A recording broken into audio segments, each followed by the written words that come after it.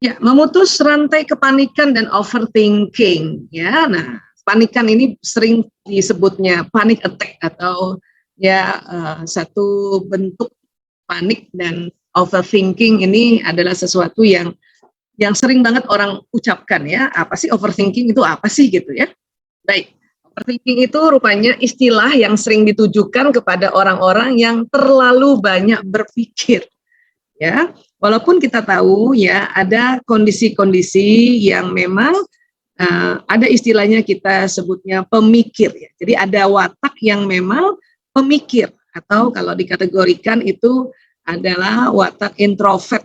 Walaupun semua orang berpikir ya, tapi memang ada watak yang pemikir, yang watak pemikir inilah yang cenderung menjadi overthinking. Watak pemikir itu kita sebutnya the thinker. Jadi kurang lebih kayak gini, nggak apa-apa pemikir, tapi yang overthinking ya, overthinking ini yang jadinya akan tambah masalah. Gitu. Ya, pemikir kan itu satu karunia ya. Berpikir, semua orang bisa berpikir, tapi memang ada pemikir, watak pemikir.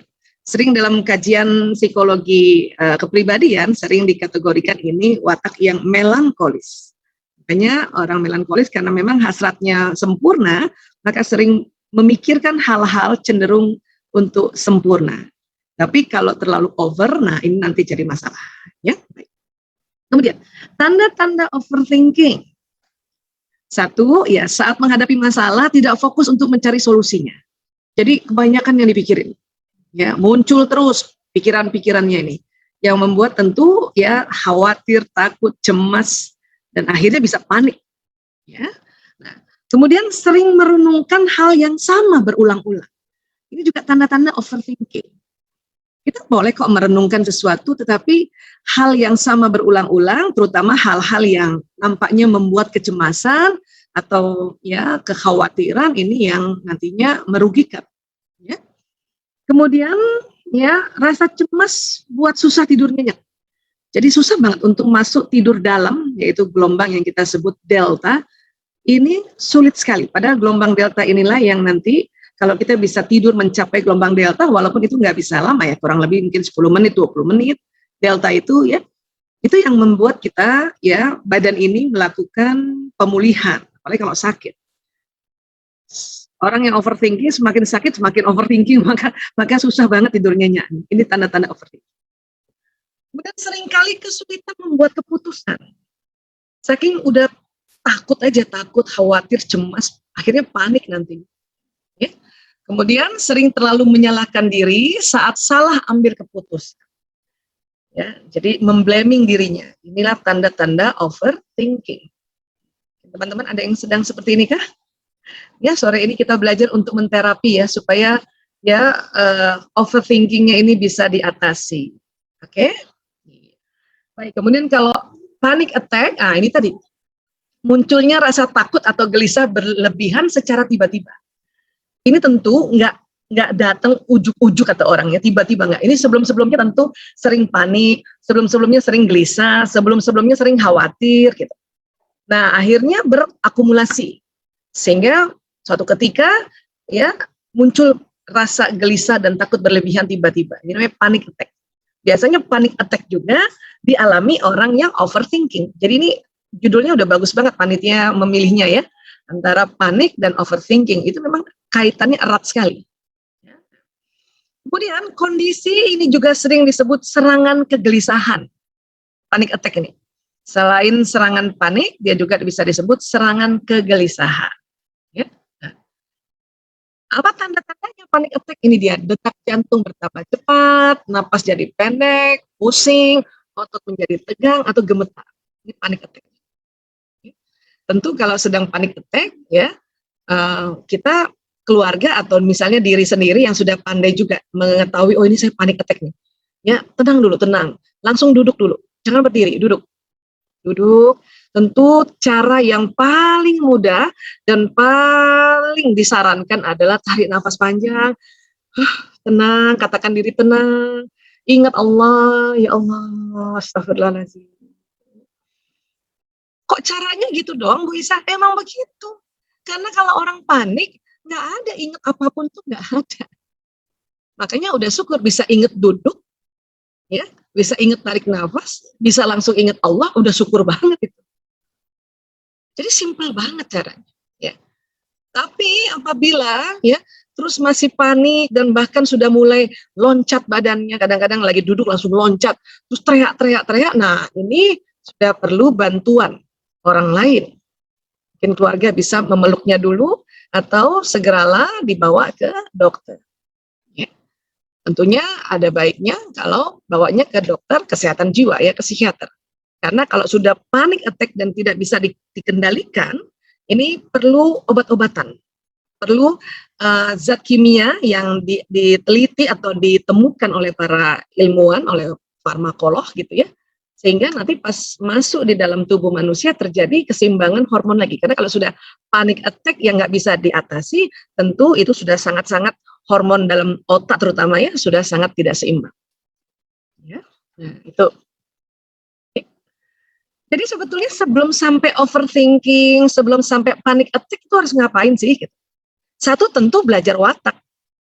Ya, teman-teman termasuk yang watak melankolis nggak? Watak pemikir nggak?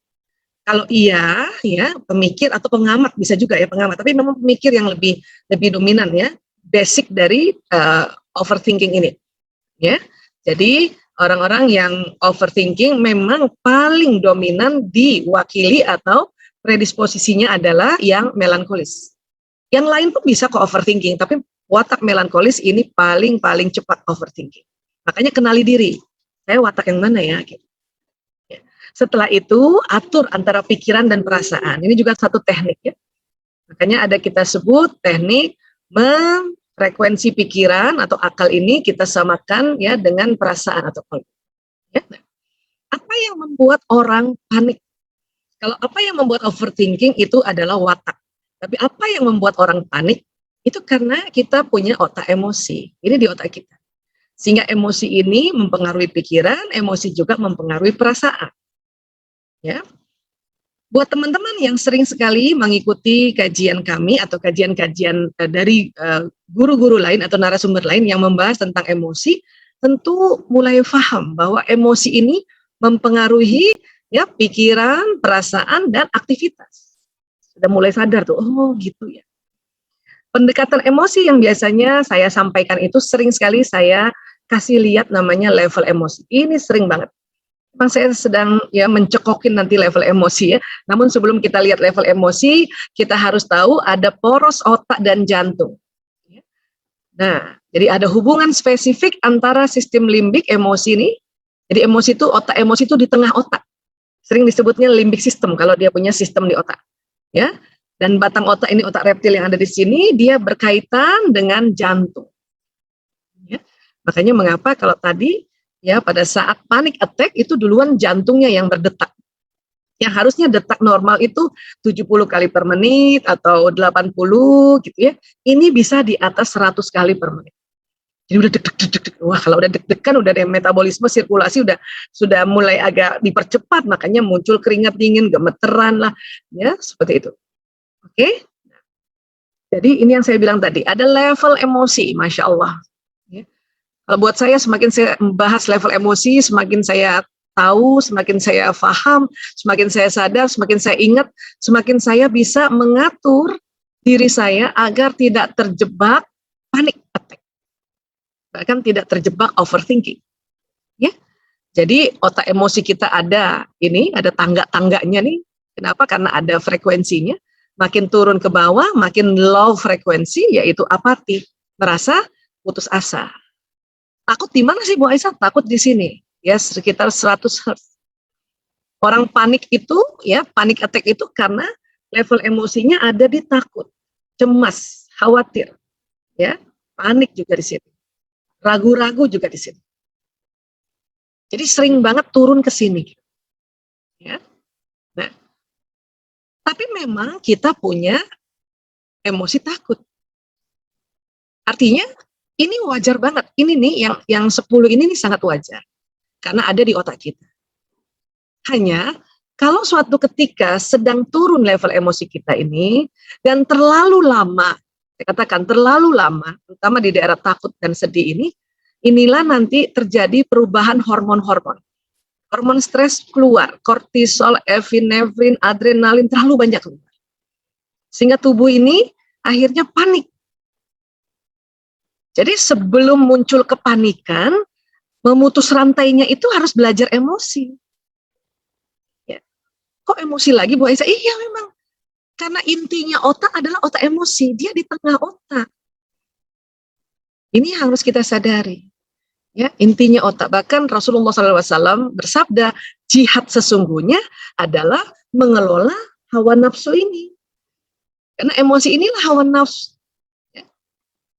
Jadi sebelum dia turun ke bawah atau menjadi apati, ini kita harus langsung ingat ajaran Allah. Apa sih yang diajarkan apabila kita ada rasa takut, sedih dan sebagainya? Istirja, innalillahi wa inna ilaihi rajiun. Cuman ngomong gitu aja Bu Aisyah. Iya, tapi ngomong kayak gitu tuh manfaatnya luar biasa. Innalillahi wa inna ilaihi rajiun. Ya, itu nggak main-main itu. Waktu dilafazkan aja itu terjadi pertukaran oksigen karbon dioksida. Ya, dan kalimat-kalimat yang dilafazkan ini jalan di badan, jalan ke otak, jalan ke jantung juga lewat sistem saraf. Tanpa kita rasa dia naik ke atas. Tentunya beristirjanya harus diulang-ulang lagi. Astagfirullah, kita istighfar, kita tambahkan istighfar, tambahkan tahlil, la ilaha illallah, innalillahi wa inna ilaihi rajiun. Ya Allah, la haula wala quwata illa billahil aliyul lazim. Itu untuk apa? Agar kita bisa naik. Ya, berharap kita masuk ke mutmainnah, minimal pintunya courageous, semangat. Ya. Nah, waktu dari sedih dan takut naik ke atas ini akan melewati tangga-tangga ini. Makanya jangan heran abis takut, abis istirja kok bukannya tenang ya, jadi malah mau marah gitu ya. Itu tandanya betul, itu tandanya udah naik. Cuma belum sampai lagi naik ke semangat ini atau di mutmainnah. Terus lagi zikirnya, terus lagi. Jangan berhenti, terus lagi. Karena pada saat kita takut, mau ke semangat atau mau menerima kondisi ini, itu kita lalui tangga-tangga ini. Ada mau buru-buru, ada marah, jengkel, ada sombong, dan ada langsung baru naik lagi.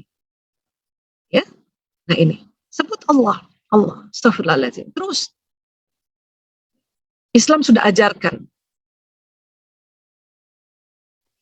Dan benar-benar kita ingat Allah apa enggak kan gitu. Karena ada orang marah atau takut malah yang disebut nama-nama binatang, bukan nama-nama Allah, bukan nama Allah yang dipakai, bukan zikir. Kalau nama binatang tambah turun nanti. Kemudian kita harus tahu bersikap. Bagaimana mengatasi emosi ini atau bagaimana mengatasi musibah seperti sekarang ini. Maka di surat Al-Hadid ayat 22-23, Bismillahirrahmanirrahim, tiada suatu bencana pun yang menimpa di bumi dan tidak pula pada dirimu sendiri, melainkan telah tertulis dalam kitab. Ya. Sebelum kami menciptakannya. Sesungguhnya yang demikian itu adalah mudah bagi Allah. Inna dzalika 'alallah yasir. Mudah. Tapi kan kita nggak tahu apa yang Allah tulis di Lauh Mahfuz. Ya, bisa jadi tulisannya adalah bila seseorang melakukan A, maka akibatnya A gitu. A aksen gitu. Atau seseorang melakukan B, maka akibatnya B aksen gitu. Karena kita kan diberikan kemampuan untuk memilih, kemampuan untuk berikhtiar. Pandemi Covid ini bisa jadi tertulis di Lauh Mahfuz wallahu alam bisawab. Kalau manusia selama ini kehidupannya memilih makanan, minuman halalan thayyibat, maka bumi pada abad 20, tahun 2020, 2021 bahkan nanti berikutnya aman juga. Bisa jadi begitu. Tapi karena manusia memilih makanannya cenderung tidak halal dan tidak thayyib, maka terjadi lonjakan seperti sekarang ini. Bisa jadi wallahu a'lam bishawab. Tapi itu mudah bagi Allah. Kemudian di ayat 23 dikatakan bahwa kami jelaskan yang demikian itu supaya kamu, nah ini dia sikap jangan terlalu berduka. Jangan terlalu berduka. Kemudian ya, jangan terlalu berduka terhadap apa yang luput dari kamu, yang nggak bisa lagi, emang kita nggak bisa handle. Ya, ini sikap ini yang Allah ajarkan pada kita. Dan supaya kamu jangan terlalu gembira terhadap apa yang diberikannya kepadamu. Ini juga sikap. Nanti kita lihat, kita aplikasikan dengan level emosi tadi. Dan Allah tidak menyukai setiap orang yang sombong lagi membanggakan diri. Ya, nah ini dia. Jadi kan kita tahu nih, ini kan level emosi yang lazim. Walaupun makin bawah nih makin perlu cepat-cepat kita move on ke atas. Ya. Tadi dikatakan ayat 23 surat Al-Hadid, ya, jangan terlalu berduka cita terhadap apa yang luput. Karena kalau terlalu berduka cita nanti jatuh di level namanya depresi. Depresi ini ya ciri-cirinya sudah menyakiti diri sendiri. Ini yang bahaya. Bentur-benturkan kepala, ambil pisau, dia pisau-pisauin tangan. Kadang-kadang ternyata nggak berdarah karena pisaunya pisau roti. Ada juga yang begitu. Ya, tapi itu udah depresi namanya. Atau punya ide bunuh diri, suicide. Makanya tadi Allah sampaikan jangan terlalu berduka terhadap apa yang luput. Kita nggak tahu nih. Kemudian diajarkan juga tadi cara bersikap adalah jangan terlalu senang. Karena kalau terlalu senang ada juga puncaknya emosi yang disebut manik. Manik ini sudah ya kelewatan. Kita diharapkan sampai di enlightenment aja, pencerahan. Manik ini kayak orang mabok. Ya, manik. Makanya di dalam Islam, ajaran Islam, pada saat kita ada di energi positif atau level mutmainnah, kita selalu harus ingat Allah juga. Ya Allah, ya Allah. Alhamdulillah, dipuji Alhamdulillah, Masya Allah. Agar senantiasa berada di ranah yang mutmainnah ini. Ranah enlightenment, enggak kebablasan manik. Makanya tadi dikasih tahu, jangan terlalu gembira. Dan satu lagi tadi cara bersikap, kita diminta tidak sombong. Karena ini sombong ini di sini nih, tangga yang paling susah dilewati. Kadang-kadang orang sudah sampai sombong, nggak sampai masuk semangat, tergelincir lagi marah. Istighfar lagi, sampai sombong, belum sampai semangat, tergelincir lagi marah. Makanya pas kita istighfar dan rasanya kok ada perasaan sombong gitu ya. Nah istighfarnya harus kenceng lagi, lebih berbanyak lagi di sini. Di sini harus perbanyak lagi nih. Ingat Allahnya perbanyak lagi. Astagfirullah ya Allah, astagfirullahaladzim, angkat sombongku ya Allah, astagfirullahaladzim, astagfirullahaladzim. Supaya bisa naik ke courageous. Naik ke mutmainnah pintunya. Ya, nah ini. Inilah kita perlu tahu, inilah cara bersikap yang Allah ajarkan, terutama bila menghadapi musibah, baik musibah individu maupun musibah seperti kita ini, musibah global. Ya. Karena kalau kita sombong, ini cilaka juga. Kita sombong nantangin virus ini, wah cilaka banget. Ya, jadi ini sikap sudah diajarkan. Ini yang disebut memutuskan rantai kepanikan dan overthinking. Sebut Allah dan ingat Al-Hadid ini, ayat 22-23. Ya. Jadi, apa yang kita pelajari, termasuk tadi Quran Surat Al-Hadid, ayat 22-23, harus diulang-ulang supaya ilmunya masuk di otak ini. Memang apa terjadi sih di otak Bu Aisyah? Ini loh, sambungan-sambungan neuron di otak ini. Saya seneng banget ya sosialisasikan bahwa otak kita tuh ada sambungannya supaya kita paham bahwa setiap kita belajar sesuatu, belajar prinsip-prinsip, belajar patokan-patokan itu ya nanti di otak kita terjalin ya jalinan-jalinan neuron yang membentuk memori di sini. Karena kalau kita nggak belajar, nggak ngaji, nggak mengkaji, otak ini kosong, maka otak emosi ini, otak emosi tengah tadi ya, sewaktu takut ya tidak bisa diangkat, makanya jadi panik. Karena nggak ada isinya otaknya, nggak punya prinsip. Ya. Terus nggak ingat Allah.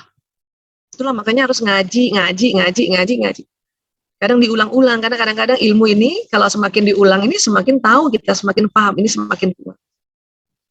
Kemudian selain di otak, ini juga ada kajian yang luar biasa ya. Selain di otak terjadi sambungan, ya ternyata di jantung yang disebut kolbu ini juga terjadi sambungan-sambungan memori. Maka orang yang ngaji, mengkaji, baik ngaji sendiri, mengkaji sendiri, atau kemudian ada grupnya, ya atau kemudian bersama-sama ya mendengarkan kajian-kajian yang disampaikan oleh guru-guru kita, itu selain di otak, ya di jantung kita ini, di daerah atrium ini, itu terjadi sambungan juga. Memang ilmu tentang sambungan atau otaknya jantung ini baru mulai dibahas di ranah ilmiah itu baru tahun 91.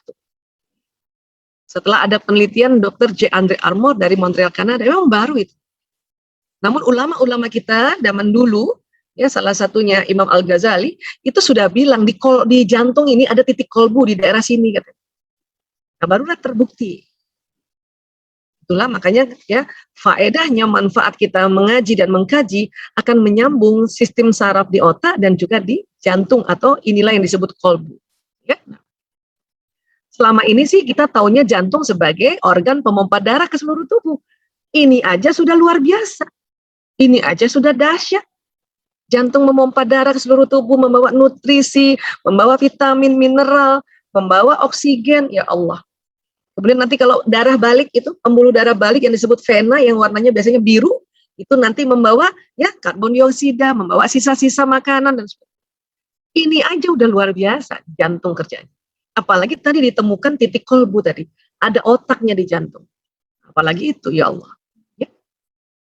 Nah, kemudian ya dikatakan juga kalau kita nih emosi kita bisa angkat sampai ke 200 tadi, semangat tadi.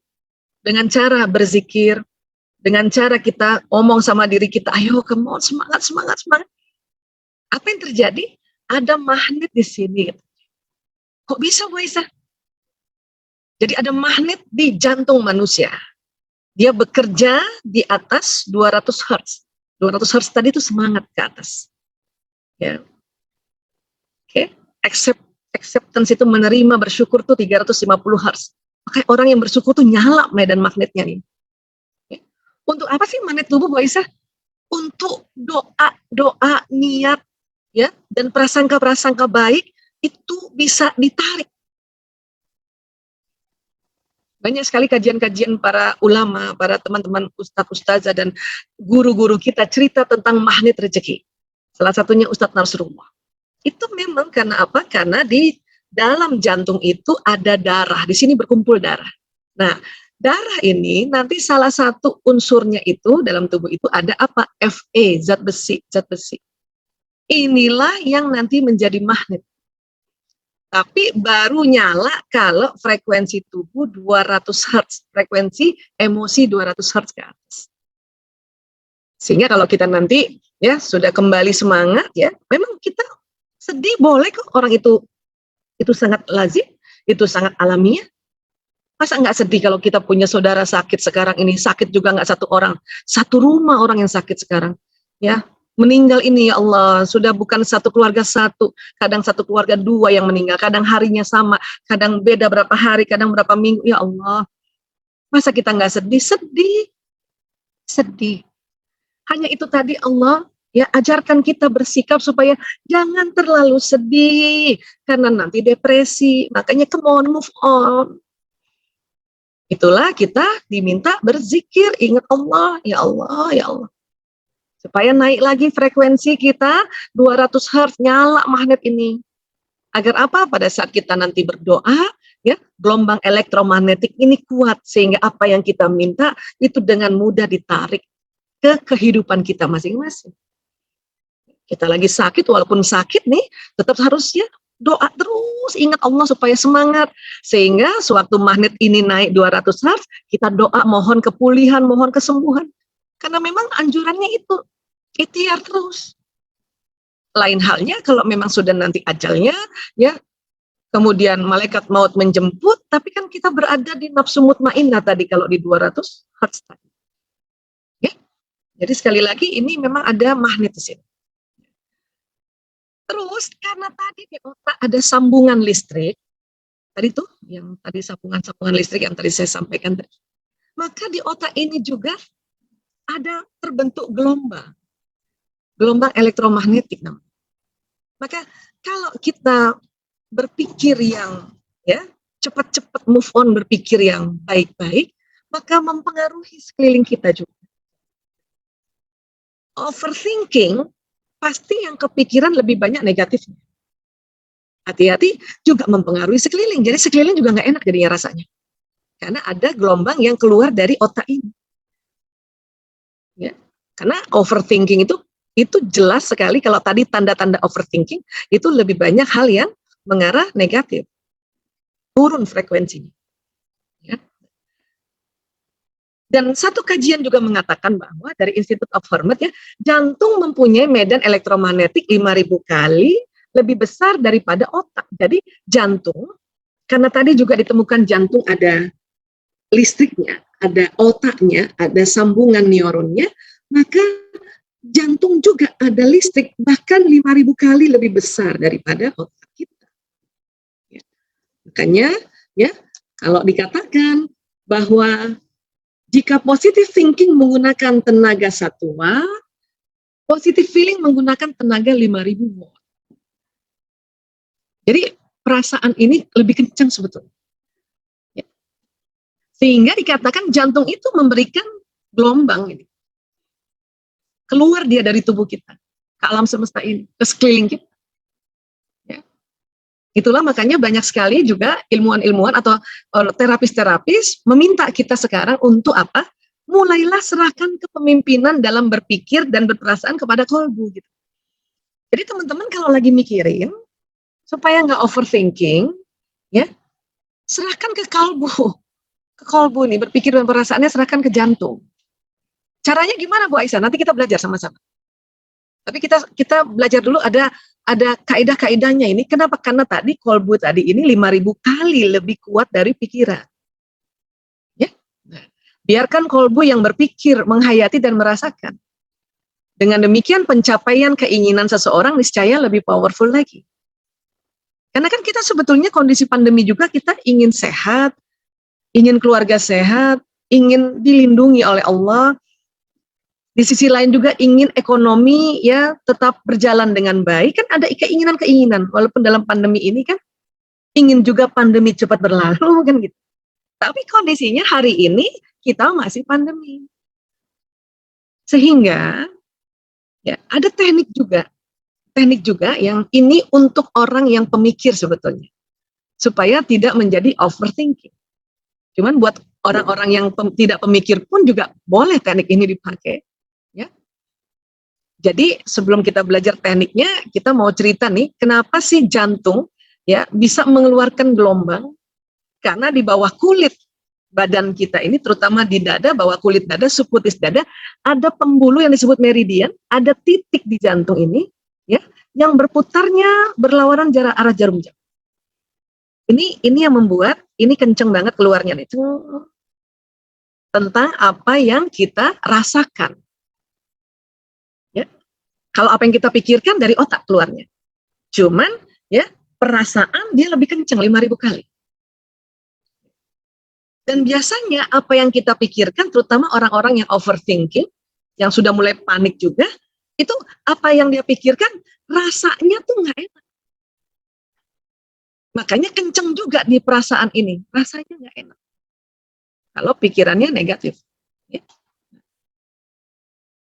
Kemudian ya ini ada satu berita gembira sebetulnya dari ahli-ahli ilmu gelombang mengatakan begini, kalau jantung kita merasakan perasaannya cenderung lebih yang positif atau mengarah ke emosi mutmainnah, maka gelombang yang keluar dari jantung itu disebutnya gelombang koheren, gelombang teratur. Dia membawa pesan baik dan enak. Tapi kalau kita merasakan hal-hal yang gak enak, was-was, galau, gelisah, panik, untungnya, saya katakan untungnya, ini karena dari ilmuwan-ilmuwan mengatakan, ada gelombang inkoheren, gak beraturan. Sehingga kalau kita was-was atau galau, dia keluar juga dari daerah jantung atau dada, cuman karena tidak beraturan, maka tidak cepat sampai kepada orang yang kita khawatirkan atau kondisi yang kita khawatirkan, walaupun memang dia kuat. Kenapa? Karena Allah membuat waktu tunda untuk hal-hal yang kita rasakan negatif. Kesempatan untuk kita memperbaikinya, merevisinya. Dengan cara itu tadi, astagfirullahaladzim, astagfirullahaladzim, astagfirullahaladzim. Tentu kita sedih saat ini. Setiap kita pikirkan muncul kesedihan, muncul lagi kesedihan, muncul kesedihan. Hanya kalau terus-terusan, ya, dia kan keluar nih, keluar. Cuman untung incoherent, makanya nggak cepat sampai ke orang yang kita sedihkan, yang orang kita khawatirkan, atau kondisi yang kita sedihkan. Makanya cepat-cepat istighfar, astagfirullahaladzim, astagfirullahaladzim, astagfirullahaladzim, ya Allah, astagfirullah. Terus untuk mengeluarkan hal-hal kebaikan ini gimana? Makanya kita pilih-pilih.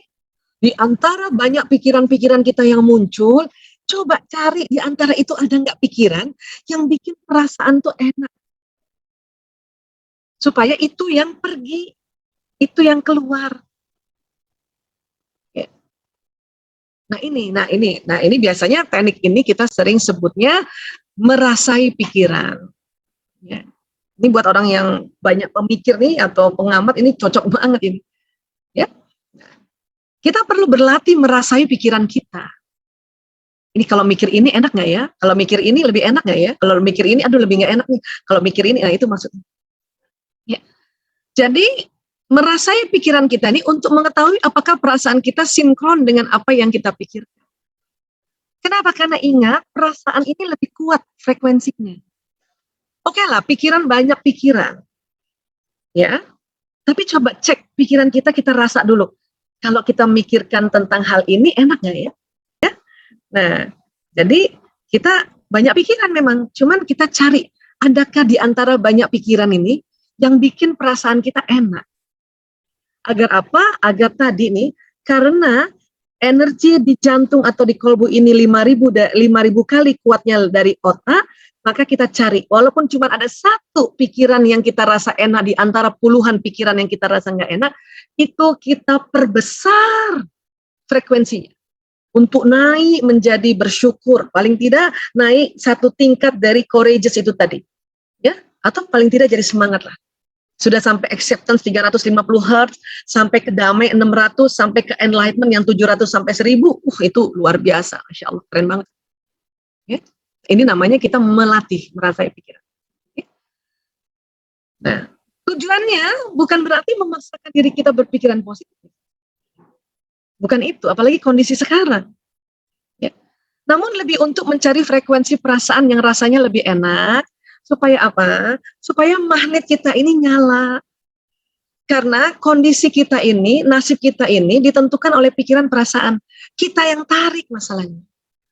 Itu hukum Allah. Ya.